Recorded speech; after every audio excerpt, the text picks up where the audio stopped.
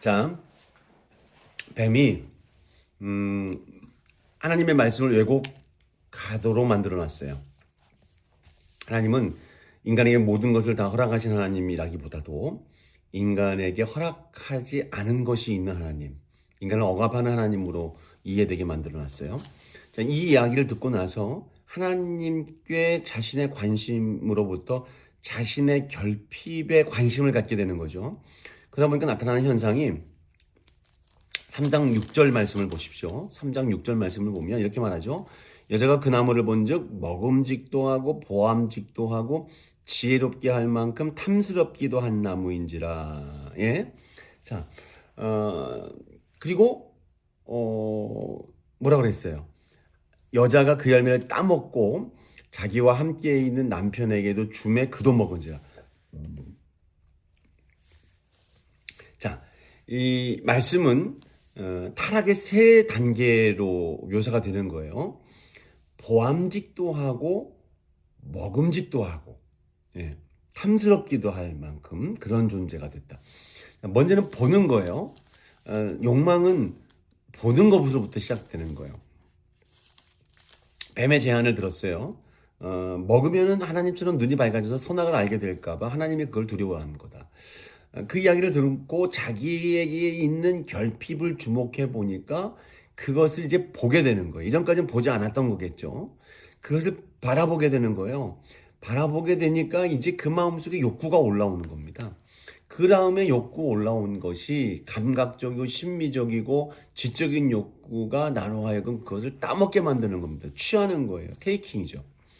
자, 그렇게 된 다음에 자, 바라보게 되고 보지 않으면 그것에 대한 문제가 생길 수가 없습니다. 근데 바라보았고 그리고 바라보았을 때 그것을 테이킹 땄어요. 취했습니다.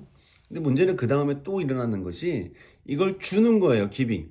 그 남편에게도 주는 겁니다. 나 혼자 죄를 짓기에는 너무 버거워요. 그러니까 다른 사람들과 공동 책임을 만들어서 모두가 죄를 짓게 함으로 나를 희석시키는 거죠. 우리 부모님이 금지한 간식을 몰라 먹었으면 저 사람도 먹게 하는 거예요. 그 아이가 먹었으면 좋은 게 아니라 너도 먹어서 책임을 같이 나누자는 거예요. 자, 이것이 이제 죄의 확산의 중요한 모습이에요. 그러니까 죄는 확산되는 겁니다. 계속 여자는 남편에게 주고 남편은 이웃에게 계속 확산이 되는 겁니다. 여기서 이제 이 아담이 하는 역할이 무엇냐? 이제 아담이 하는 역할은 사실은 남편으로서는 매우 좀 무책임한 모습이 있을 거예요. 자, 이걸 주었으면 왜 이걸 이런 일을 했느냐라고 이제 책망을 하든지 이것에 대해서 어떤 조치를 할 것에 대해서 했어야 되는데 남편은 그걸 먹고 함께 따먹게 된 거예요.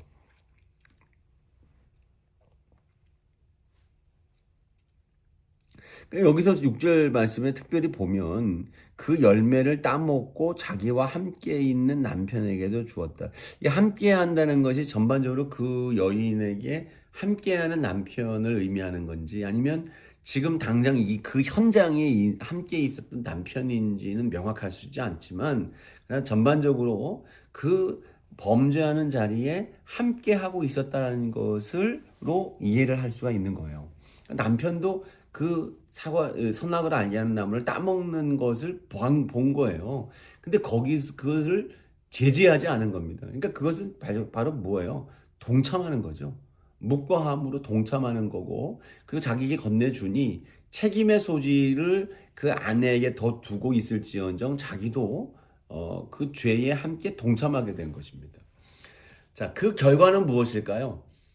그 결과는 숨어요. 뭐 때문에요? 두려움 때문에. 자, 10절 말씀이죠. 내가 동산에서 하나님 소리를 듣고 내가 벗었으므로 두려워하여 숨었나이다. 하나님이 찾으시잖아요. 아담은 어디 있느냐? 라고 하는 질문 속에서 아담이 하나님 앞에 기쁨으로 막 달려나가서 예, 제가 여기 있습니다. 라고 주님 품에 안기는 모습이 아니라 죄를 짓고 나니까 하나님께로부터 멀리 자기를 감추는 겁니다. 두려움이죠. 우리가 죄를 짓는 인간의 본성이 그렇습니다. 이게 만약에 죄를 짓는 것이 하도 일반화가 되어서 죄에 대한 두려움 자체도 없다면 그냥 뭐 양심에 화인 맞은 사람처럼 나올 수 있겠지만, 그러나 일반적으로 죄를 지은 사람은 숨게 되어 있어요. 감춰지게 되어 있습니다. 하나님 앞으로 나아갈 수 없게 되어 있어요. 자, 이것이 파괴된 인간의 모습이죠. 하나님께로 나아가 하나님과 교제해야 되는데 하나님께 나아가지 아니하고 자기 몸을 숨긴다는 것 자체는 하나님과의 관계가 깨져버린 겁니다, 이미. 자, 그런 하나님께서 야담을 하나님이 부르시는 거예요. 아담아, 내가 어디 있느냐? 몰라서 묻는 게 아니라 너와의 관계를 회복하자라고 하는 그러한 하나님의 초청이 될 수 있을 겁니다. 근데 이 아담이 대답하는 걸 보면 뭐라고 얘기를 합니까? 왜 숨었느냐라고 물으시는 질문 앞에서 여자가 그렇게 됐습니다. 여자가. 여자한테도 물어보니까 뱀이 그랬습니다. 이들이 가져야 될지 죄송합니다가 먼저잖아요.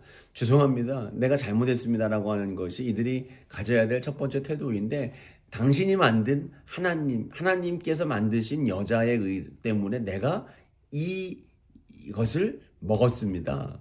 예.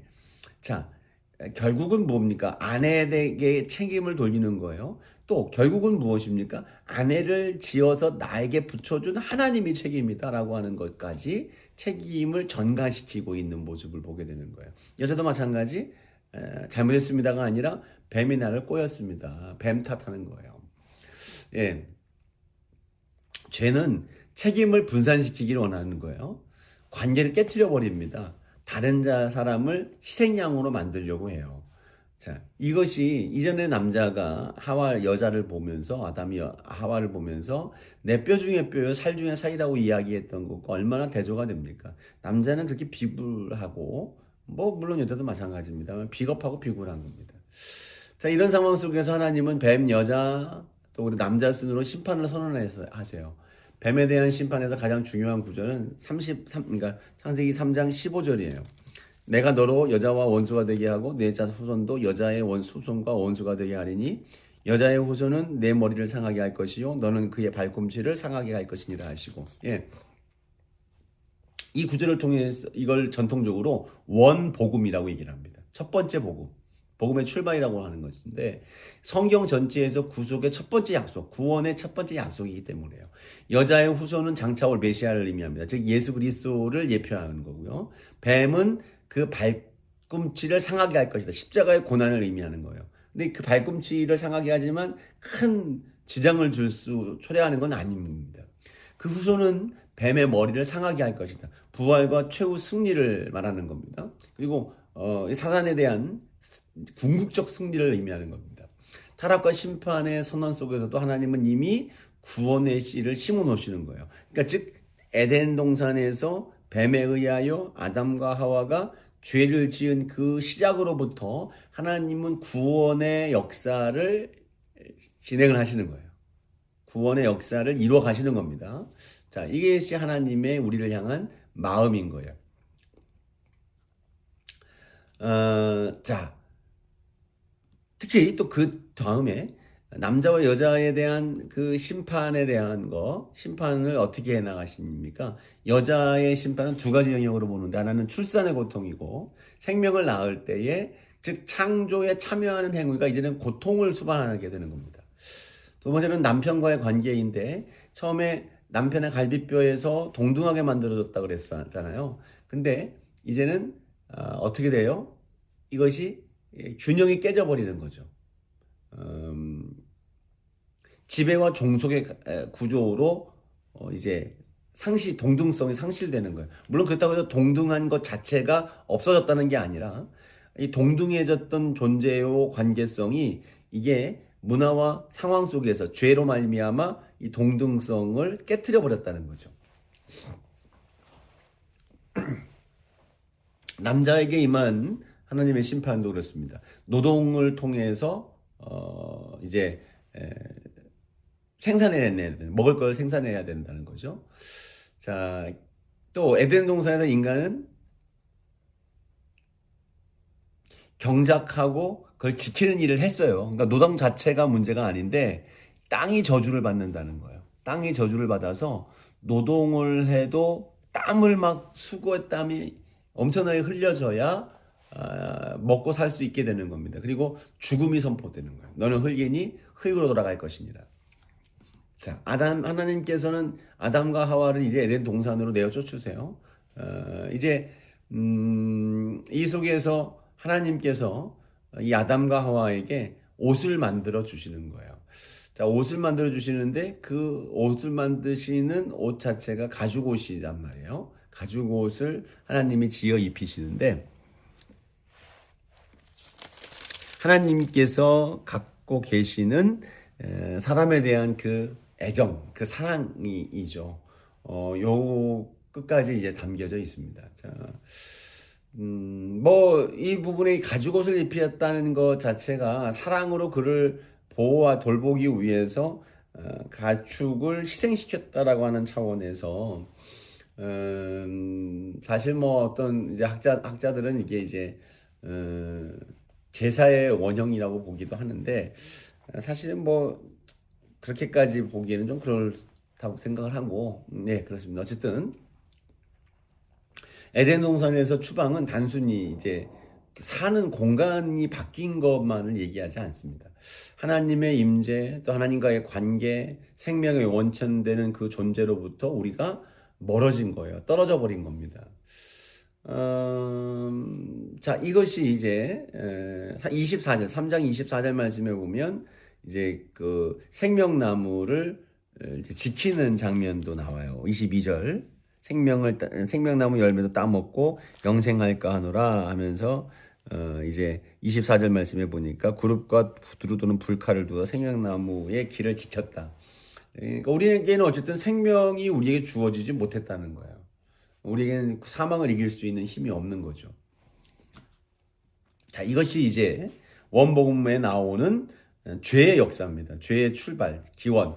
그래서 이것이 우리에게 있어서 매우 중요한 죄의 문제를 해결할 수 있는 단초를 제공해 주는 거죠. 자, 그런 가운데 이제 4장으로 넘어가 봅시다. 4장으로 넘어가 보면 이제 최초의 살인을 하는 가인의 이야기가 나옵니다. 4장에서는 가인과 아벨의 이야기가 이제 나오게 되는데 출발은 그렇죠. 가인의 제사는 하나님이 받지 않으셨고 아벨의 제물은 받으셨어요. 히브리서 11장 4절의 말씀에 보면 아벨이 더 나은 제물을 드렸다. 그러니까 믿음의 차이를 암시하는 거죠. 그러니까 가인은 믿음이 없는 예배로 보는 거예요. 혹자는 가인이 드리는 제물은 곡식이고 아벨이 드리는 제물은 양이기 때문에 하나님이 정해진 제사법에 의해서 받고 안 받고의 문제가 있다라고 얘기하는 분도 계시지만 아니에요. 성경에도 제물은 곡식도 제물로 바칠 수 있어요. 그리고 이미 또 이때는 제사의 제도가 확립되어 있는 상태가 아니기 때문에 누구든 자기의 위치와 상황과 소유에 따라서 하나님 앞에 어떠한 제물로도 드릴 수가 있었던 거죠. 감사의 제사를 드리는 건데. 근데 말씀을 드렸던 것처럼 히브리서 11장 4절 말씀에 보면 아벨이 더 나은 제물을 드린 것을 통해서 믿음의 차이가 생겨나는 겁니다. 하나님은 여기에 대해서 분노하고 있는 가인을 찾아가세요.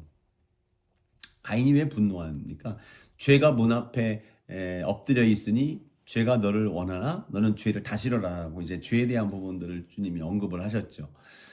이 상황 속에서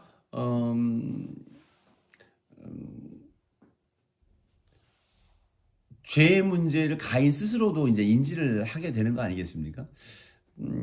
근데 가인은 여기에 대해서 화를 내는 것 자체부터 해서 이것도 역시 이제 책임을 하나님께 두는 거예요. 하나님이 안 받으셨다라고 하는 것을 또 왜 사람들은 생각을 하는 것이죠. 안 받을 것들에 안 받는 거는 하나님의 조건이죠. 하나님이 받지 못할 만한 것들을 받아야만 되는 건 아니잖아요. 자, 그 책임을 가인도 하나님께 두고 있는 거예요. 그러니까 화가 나는 겁니다. 나는 할 만큼 했는데 말이에요. 근데 하나님이 받지 않은 것이 문제가 되는 겁니다. 이것을 어필을 하는 거예요. 자, 그러다가 너는 죄를 다스려라라고 이제 하나님이 말씀을 주셨음에도 불구하고 가인은 결국 동생 아벨을 쳐 죽입니다. 첫 번 살인이에요. 타락한 이후에 한 세대만 바로 이제 아담의 아들이 그와 같은 일을 행하게 되는 겁니다. 죄가 이게 엄청난 일이 생기는 겁니다. 자, 여기에서 이제 그 하나님은 가인에게 아벨 어디 있느냐 물었더니 뭐 아담에게도 이제 네가 어디 있느냐라고 물었던 질문 앞에서 이게 뭐 몰라서 묻는 게 아니죠. 아벨이 뭐 어디 있는지 모르시겠습니까? 그랬더니 가인의 대답은 뭡니까? 내가 알지 못합니다. 내가 아우를 지키는 자입니까? 라고 하는 불순한 태도로 하나님 앞에 대답합니다. 명백한 거짓말이고 회피죠. 자, 이런 상황에서 회개의 기회가 주어진 것임에도 불구하고 회개하지 않는 것은 그 아버지를 닮았습니다. 아담도 선악과를 따먹은 뒤에 아담은 어디 있느냐라고 물었을 때 하나님 제가 잘못했습니다.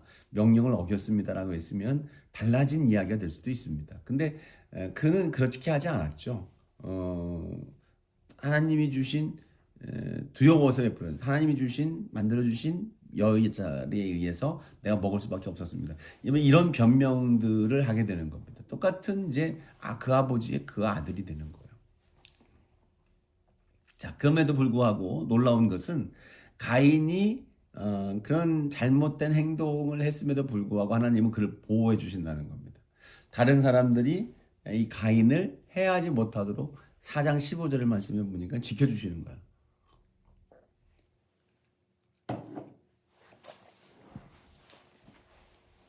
하나님의 자비가 죄인에게도 임한다는 것을 이야기를 해주시는 거예요. 근데 그 이후에 이제 또 그 자녀에 대한 후손들에 대한 이야기가 진행이 되는데 가인의 후손들이에요.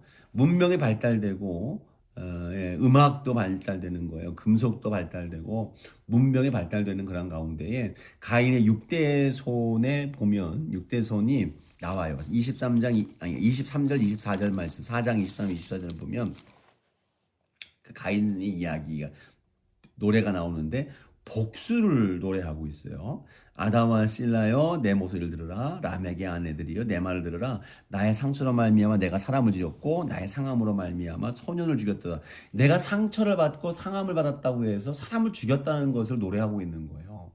자, 가인을 위해서는 벌이 7배일진데 라멕을 위해서는 벌이 77배로다. 이 라멕은 죄의 심화를 극명하게 보여준 거예요. 가인은 형제를 죽이고 두려워했지만 라멕은 살인을 자랑하고 있습니다. 복수심이 기하급수적으로 늘어나는 거예요. 증가하는 겁니다. 근데 예수님은 분명히 말씀하시죠. 70번씩 7번이라도 용서해야 된다라고 얘기를 하고 있지만 라멕의 복수심은 불타오릅니다. 이것이 죄악상을 이야기하는 거예요. 죄로 인하여 죽을 수밖에 없는 인간의 상태를 지금 보여주고 있는 겁니다. 그러면서 이제 5장 말씀이 이제 족보로 가득해요. 5장은 족보 가운데에서 우리가 분명히 주목할 것은 나이가 엄청나게 많이 살았다는 거예요. 자, 보세요. 5장 5절 말씀도 그는 930세, 누가요? 아담이죠, 아담. 930세 살았습니다. 뭐 쭉 보니까 뭐 몇 세까지 850세, 815세, 840년 무드셀라라고 하는 사람이 제일 장수했는데요. 옛날에 우리 코미디 프로그램에서 무드셀라라는 이름이 나오죠. 무드셀라는 870세에 라멕을 낳고 라멕을 낳은 후 782년을 지내면서 자녀를 낳았으며 그는 969세를 살고 있더라. 엄청나게 제일 많이 살았습니다. 자, 많이 살았지만 중요한 건 무엇입니까? 전부 다 구절마다 보십시오. 죽었더라. 다 죽었다는 겁니다. 지금 여러분 우리가 많이 살면 100세 산다고 치지만 100세 사는 것과 900세 사는 것 누가 좋겠습니까? 900세 사는 게 더 좋지 않겠습니까? 근데 중요한 것은 죽었더라. 다 죽었다는 겁니다. 길고 짧은 것, 신분이 어떻건 상관없습니다. 다 죽는 것으로 끝납니다. 근데 죽음으로 끝나는 것으로 종료되는 게 아니라 죽음 이후의 역사로 우리는 나아가는 거예요. 영혼이라고 하는 시간들이 우리에게 주어지는 거죠. 그렇게 생각했을 때에 여러분 이 창세기 5장은 우리에게 평등한 은혜를 말해주고 있는 거죠. 여러분 여기서 우리가 몇 세에 살았는데 왜 이렇게 짧게 사느냐라는 걸 궁금해하지 마십시오. 결국 몇 년을 살든 죽는다. 죽음 이후에 있는 삶을 우리는 그래서 예비해야 된다라고 하는 것을 말해주고 있습니다. 자, 그런 가운데 죽음을 보지 않은 사람 에녹이 있죠. 하나님과 동행한 사람. 하나님과 함께하고 동행하는 인생을 하나님은 구원해 내시고 죽음을 보지 않고 옮겨가는 은혜를 베풀어 주시는 겁니다. 자, 이런 상황 속에서 이제 앞서 이야기됐던 사람에게 살인을 한 것, 자기의 마음의 상처를 복수하기 위해서 사람을 죽이는 거잖아요. 그 죽이는 걸 자랑하고 노래했던 그 시대, 악한 시대예요. 자, 6장으로 넘어오면서 6장에서도 이게 매우 좀 난해한 구절도 나오기도 합니다만 사람의 아들들이 사람의 딸들의 아름다움을 보고 자기들이 좋아하는 모든 여자를 아내로 삼는지라. 그래서 하나님의 아들들이 누구냐? 주요 세 가지 이해를 하고 있는데 하나님의 아들들은 타락한 천사라는 거예요. 이 해석은 에녹서 등 유대 묵신 문학에서 광범 이야기 지지를 받았고요. 베드로후서 2장 4절, 유다서 6절이 이와 관련될 수 있습니다.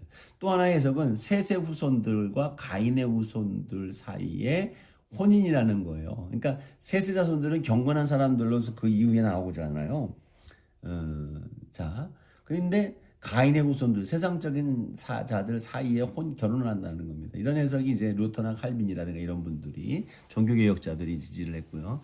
또 하나는 고대 근동 문맥에서 하나님의 아들들이 왕들이나 권력자들을 의미한다는 거죠. 이런 경우 자신의 욕망에 따라서 여자들을 취했다는 이 하나님의 왕들이라든가 권력자들이 여자들을 취했다라고 하는 해석으로도 되는 겁니다. 우리 책에는 이 모두 세 해석 모두 다 어떤 그 진지한 도전이고 진지한 어떤 시도라는 것을 인정함과 동시에 천사적인 해석이 고대 근동 문맥에서 가장 자연스러운 독해일 수 있다고 보고 있어요. 근데 어떤 해석이든 핵심은 분명해요. 이 사건은 인간 사회에서 경계와 질서가 무너지고 죄가 인간의 영역을 넘어서 우주적 차원을 확산되고 있다는 거예요. 죄가 막 만연되고 있다는 겁니다. 자, 6장 5절부터 말씀 보면 어쨌든 그런 문제가 있고 5절부터 8절까지의 도덕적인 원인을 이야기를 해요. 하나님 여호와께서 사람의 죄악이 세상에 가득함과 그 마음으로 생각하는 모든 계획이 항상 악한 뿐임을 보셨다. 그래서 죄악은 이례적 사건이 아니고 구조적이고 보편적인 상태로 계속해서 묘사되는 거예요. 항상 악할 뿐이라는 표현. 회복의 가능성이 전혀 없는 전면적인 타락을 이야기를 해요. 항상 악하다. 언제나 악한 거예요. 그 결과 하나님은 후회하십니다. 6절 말씀해 보니까요. 땅에 사람을 만드셨던 것을 후회하시고 근심하셨다. 한탄하셨다는 말씀으로 우리는 성경이 나오죠. 마음에 근심하시고 한탄.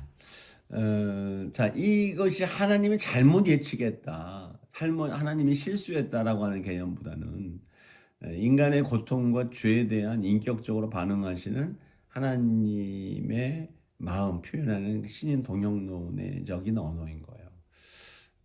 하나님은 냉정한 심판관이 아니라 우리 인생을 깊이 사랑하시는 우리 아버지가 되시기 때문이죠. 그런 가운데에서 한 줄기 빛이 임합니다. 노아는 은혜를 입었다는 거예요. 노아. 그래서 여기서 성경에서 은혜라는 단어가 처음 등장하는 순간이에요. 노아가 하나님께 여호와께 은혜를 입었더라. 은혜는 심판의 현실 가운데서 구원의 가능성으로 우리 가운데 임하게 되는 거죠. 하나님께서 노아에게 이제 6장 9절 이하의 말씀을 보면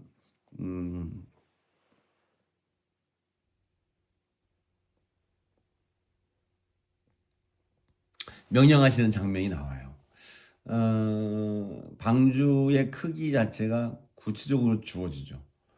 길이가 300규빗, 넓이가 50규빗, 높이가 30규빗. 그러니까 1규빗이 한 45cm 정도 갈 때 방주의 크기는 길이가 약 135m, 넓이가 약 22m, 높이가 13m나 되는 겁니다. 매우 큰 선박입니다. 방주는 고페르 나무로 만들었다고 했는데 이 나무가 정확히 어떤 나무인지는 확실치는 않고 역청을 발라서 역청은 방수예요. 방주에는 창문 발라서 이제 틈을 다 메꾸는 거고 창문을 비롯해서 3층 구조로 이제 말씀되고 있어요. 걔가 아까 얘기했던 길가메시 서사시에 보면 홍수 이야기가 비교하면서 매우 흥미로운 부분들이 나오는데 길가메시 서사시에서는 오트나피시팀의 배는 정육명체에 가까운 배인데 이런 형태의 배는 물 위에서 극도로 불안전합니다.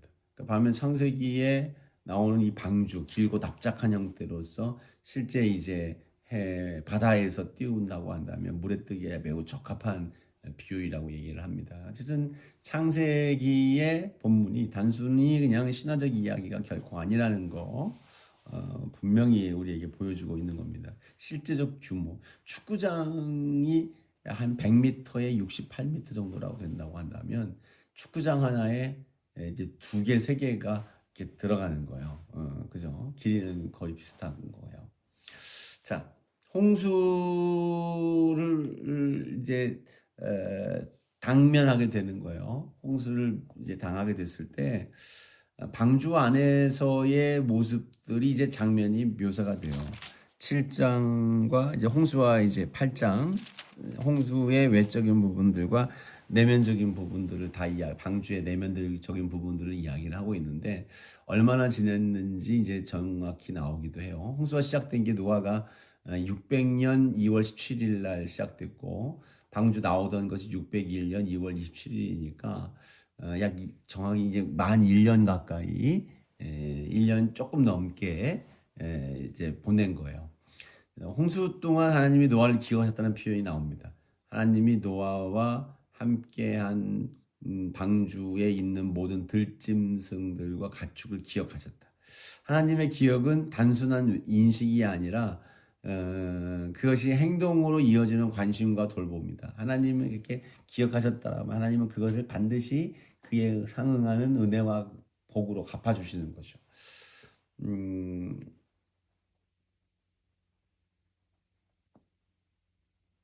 이 방주 안에서의 삶은 사실은 이게 천국의 작은 모형이라고 얘기를 해요.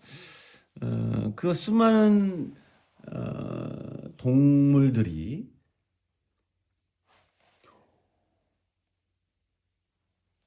서로 질서를 가지고 그 안에서 평화롭게 지내고 있어요. 잡아먹지 않는단 말이에요. 자, 이러한 것들이 바로 이사야서에 나오는 천국의 모습. 독사굴에 어린이가 손 넣고 장난쳐도 물지 않고 사자와 어린 양이 함께 뛰놀고 하는 그러한 일들이 천국에서 일어나는 것처럼 이 방주의 안에서의 일들도 그와 같았다. 방주 안에 들어오는 동물들도 하나님의 인도하심을 받았다. 처음에 이제 다 노아가 다니면서 수집해야 하는 게 아니라 동물들이 그 앞에 쫓아와요. 근데 그 앞에 나오지 않은 존재가 있는데 그 존재는 어떤 존재입니까? 인간이라는 거죠. 그 인간들이 오랜 시간 동안 배를 짓는 것을 보았다고 한다면 그 앞으로 나올 법도 할 텐데 말이죠. 하나님의 초청은 이 동물들에게만 있어진 것이 아니라 사람들에게도 끊임없는 초청이 주어졌을 거란 말이에요. 근데 그 일들을 도외시한 겁니다. 수용하지 않은 거예요. 자, 여기서 보면 그 다음에 이제 물이 빠져나간지를 확인하기 위해서 까마귀를 보내고 비둘기를 보냅니다. 비둘기는 발붙이고 찾지 못하고 돌아옵니다만 두 번째 보냈을 때에 잎사귀를 올리브 잎사귀를 물고 나와요. 그래서 세 번째는 돌아오지 않았다. 그러니까 올리브 잎사귀는 그래서 지금도 평화와 새로운 시작의 상징으로 사용이 됩니다. 홍수가 있어진 뒤에 노아가 8장 20절 이하에 나오는 내용들이 이제 쭉 나오는데 노아가 제일 먼저 한 일이 무엇입니까? 여호와께 제단을 쌓는 거예요. 구원받은 자의 응답입니다. 부름받아서 응답한 아브라함, 하나님의 축복의 약속을 받은 자로서 그가 하나님 앞에 제사를 지냈어요. 단을 쌓고요. 자, 여기서 나오는 노아 역시 은혜를 받고 구원을 받은 자로서 하나님 앞에 제일 먼저 이 배에서 내려와 행한 일이 무엇입니까? 하나님께 제단을 쌓고 번제를 드린 일입니다. 이것이 당연하고 마땅한 구원받은 자가 드릴 우리의 최소한의 고백이 되는 겁니다. 그 다음에 언약을 내주세요. 9장 말씀해 보니까 하나님이 언약을 노아와 새롭게 맺습니다. 문화명령이 갱신되어 하나님은 앞서 말씀드렸던 것처럼 창세기 1장 28절의 명령, 생육하고 번성하고 땅에 충만하라 명령을 다시 한번 9장 1절에서 선포를 해줍니다. 하나님이 노아와 그 아들들에게 복을 주시며 그들에게 이르시되 생육하고 번성하여 땅에 충만하라. 예. 2절도 모든 존재들이 두려워할 것이고 너희 손에 붙였다라고 하는 그런 말씀들로 이제 하나님께서는 새로운 문화 명령을 내리시는 겁니다.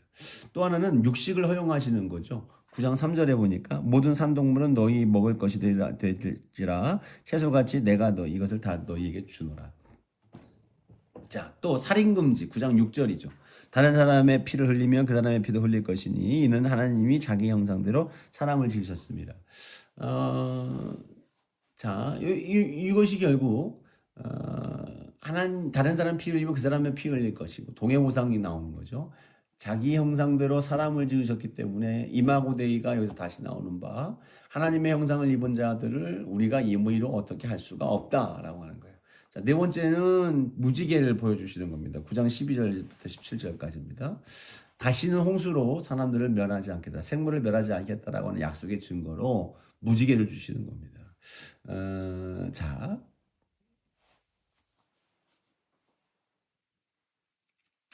여기서 참 안타까운 내용이 또 나오고 있어요.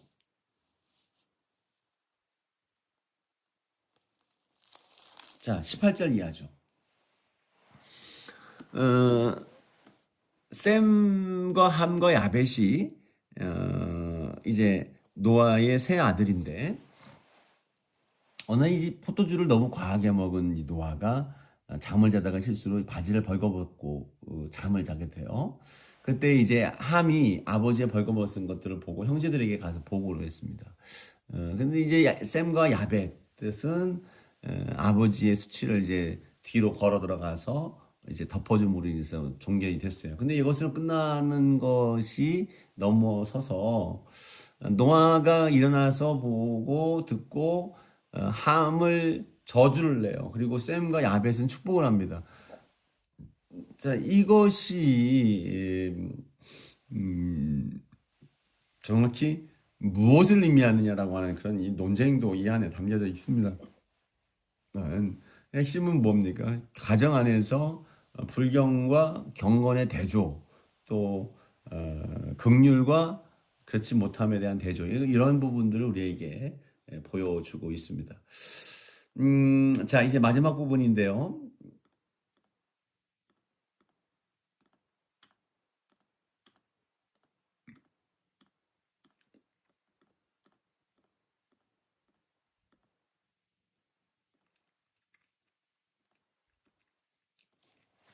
자, 창세기 10장입니다. 10장인데, 자, 이 10장은 족보가 또 시작이 돼요. 몇 번의 지금 족보가 있었죠. 이 족보를 통해서 민족들의 표라고 불리는 본문이에요. 노아의 세 아들 셈, 함, 야벳, 이 후손들이 어떻게 온 땅에 퍼져나갔는지를 목록 형식으로 제시를 하는 거예요. 이 목록에는 모두 70개의 민족과 나라가 언급이 됩니다. 이 목록은 고대 근동의 지리적 세계를 반영하는데 야벳의 후손들은 창세기 10장 2절부터 5절 이제 주로 북방과 서방 민족들이나 그리스, 소아시아, 유럽 방향의 민족들이에요. 야벳. 그죠? 그리고 함의 후손들은 남방과 동방의 민족이 이집트, 가나안, 블레셋, 아시리아 등이 포함되고 셈 후손들은 10장 21절부터 31절은 중동의 민족들, 아브라함의 계보로 이어지는 민족들이 포함되고 있어요. 셈의 후손들. 자, 이것이 갖고 있는 신학적 의미가 뭘까? 온 인류는 아담의 후손이요 동시에 노아의 후손이에요. 한 조상에서 유래됐다는 거죠. 인류는 결국 하나다. 모두가 형제다라는 겁니다. 모든 민족이 창세기의 시 안에 들어오는 거예요. 하나님은 이스라엘만의 하나님이 아니라 온 민족의 하나님인 겁니다. 세 번째, 이 목록은 바벨탑 사건 이후 언어와 민족이 분산된 것을 전제를 하는 거예요. 자, 그래서 여기서 이제 이어지는 이제 11장에 보면 창세기 11장 1절부터 9절까지의 이야기는 바벨탑 이야기입니다. 바벨탑 이야기의 마지막 이제 온 역사의 마지막 이야기가 이제 바벨탑 이야기인데, 이야기는 놀라운 어떤 하나의 문학적 구조를 갖고 있어요. 문학이 교차 구조로 형성되어 있는데, 교차 구조는 A, B, C, D, E까지 쭉 들어가고 다시 거꾸로 A, B, C 들어간 점 대칭적으로 D, D C B A 해가지고 A, B, C, D, E, D, C, B, A 이렇게 다시 돌아 나오는 듯한 느낌으로서의 구조를 이야기를 합니다. 그러니까 한 중간에 성읍과 탑을 건설하자. 자, 다시 온 땅의 언어가 하나고 말이 하나였다. 1절. 또 동방으로부터 이동하여 시날 평지에 만나 거기에 거류하였다. 2절. 3절은 서로 말했다. 벽돌을 만들자. 성읍과 탑을 건설하자. 하늘에 닿게 하자라고 하는 것으로 중점으로 해서, 자, 사람들이 벽돌을 만들자 했는데 하나님께서 여호와께서 내려오사 사람들이 서로 말하되 여호와께서 이르시되, 그 다음에 동방으로 이동하여 시날 평지를 만나 거기서 교류했다. 거기 빗다시는 거기서 온 땅으로 흩으셨다.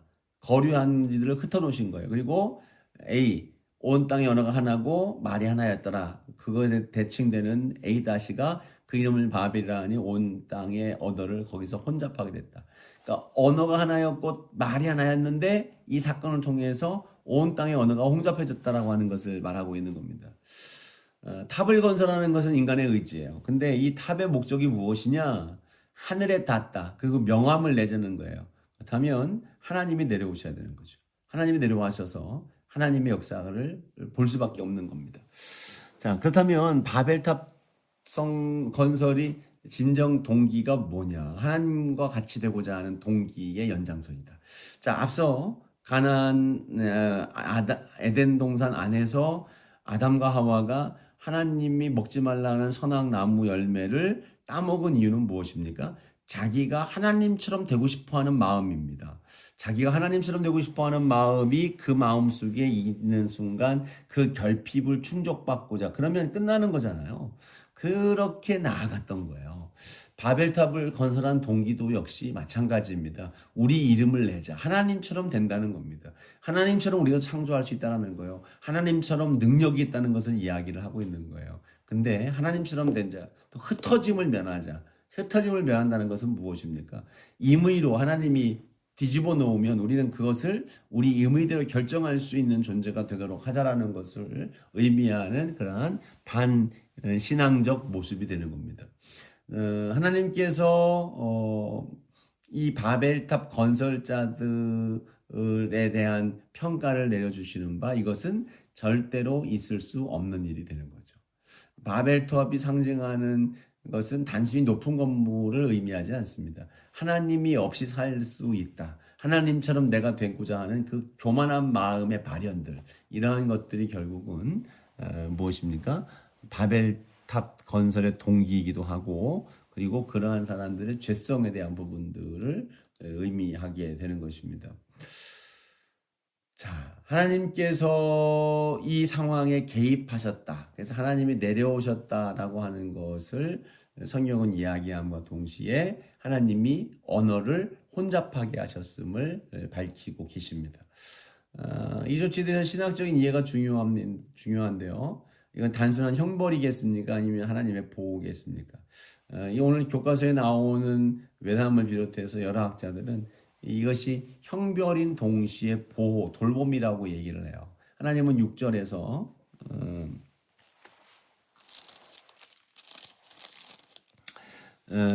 이렇게 얘기해요. 이후로는 그 하고자 하는 일을 우리가 막을 수 없겠다라고 얘기를 해요. 인간의 기술과 협력이 하나님을 배제한 채 자기 목적을 향해 나아갈 때 그 결과는 재앙이에요.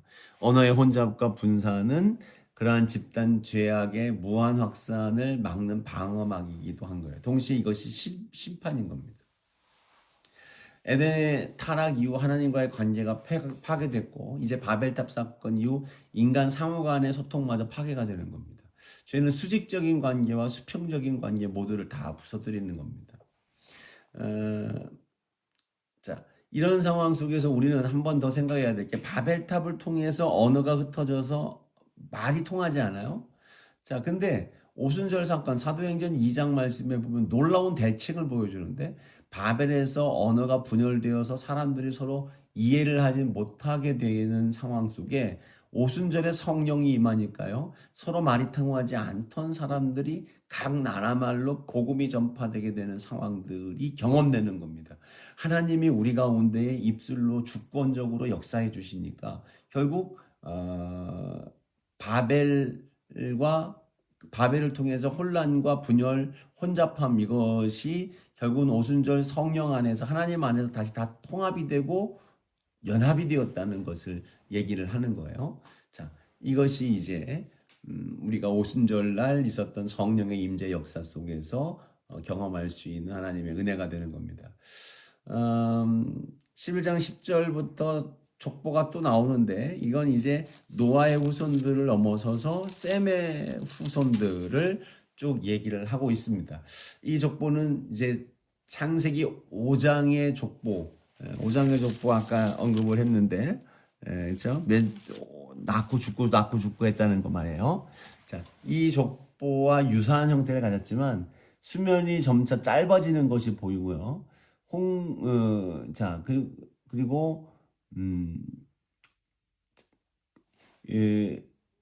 인류의 원역사 속에서의 공통의 조상에서라고 생각할 수 있겠으나 이제는 이 족보는 이스라엘의 족보로서 그 폭이 좁아지게 되는 겁니다.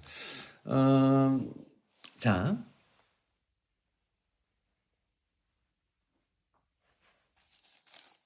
그리고 이 족보는 결국 구원을 향해서 흘러가는 그런 길이 되는 거예요. 구원을 향해서 나아가는 길이 되는 거. 여러분 이것이 매우 중요한 또 하나의 족보가 주는 메시지가 되는 겁니다.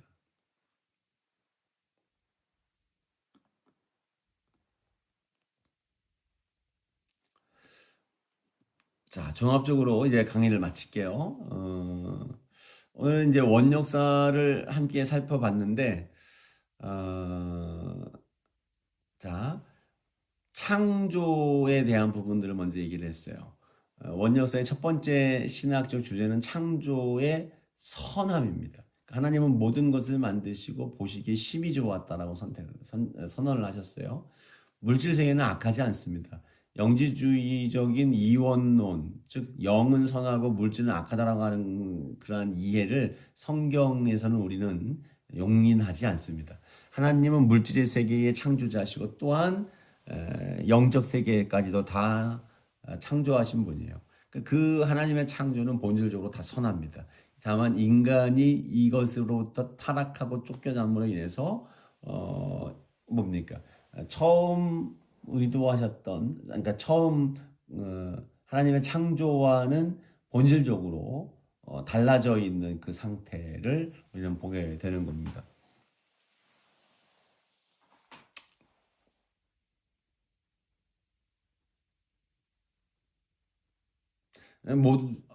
지금 말하는 게 살짝 제가 핀트를 놓쳤는데 무슨 말을 했는지 제가 잠깐 놓쳤어요. 근데 어쨌든 창조를 통해서 물질 세계가 악한 것이 아니다. 악한 거는 그 물질을 악하게 이용하는 인간이 문제다. 죄 지은 인간이 문제죠. 자, 인간의 존엄성에 대한 부분들을 이야기를 했어요. 이마고 데이, 하나님의 형상대로 지음받은 것. 여자를 말할 때도 동등한 위치로서 지어진 존재라는 것. 모든 이들이 하나님의 형상에 해당되는 것임을 이야기를 했습니다. 그리고 죄는 보편적인 일들이 되는 거예요. 누구나 다 온 인류에게로 확산되는, 빠짐없이 누구든 죄를 짓게 되는 그 상황들을 우리는 경험했고, 그로 인해서 결국 이 죄가 우리로 하여금 죄의 문제를 스스로 해결할 수 없고 죄의 문제를 해결할 하나님의 은혜와 긍휼이 필요하다라고 하는 것에 대한 고백이 나타날 수밖에 없게 되는 겁니다.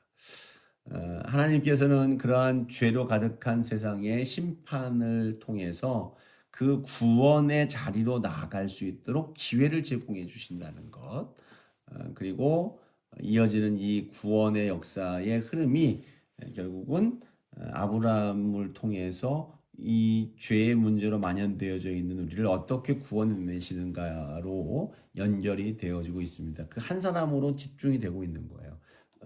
12장에 있는 그 이름 아브라함인 것이죠. 아브라함을 통해서 하나님은 그에게 복을 선해 주었고 그 복된 역사를 그로 하여금 계속 이어갈 수 있도록 그렇게 한 아브라함을 세워 가시는 장면이 이제 족장사의 과정을 통해서 이제 우리에게 보여지고 있습니다.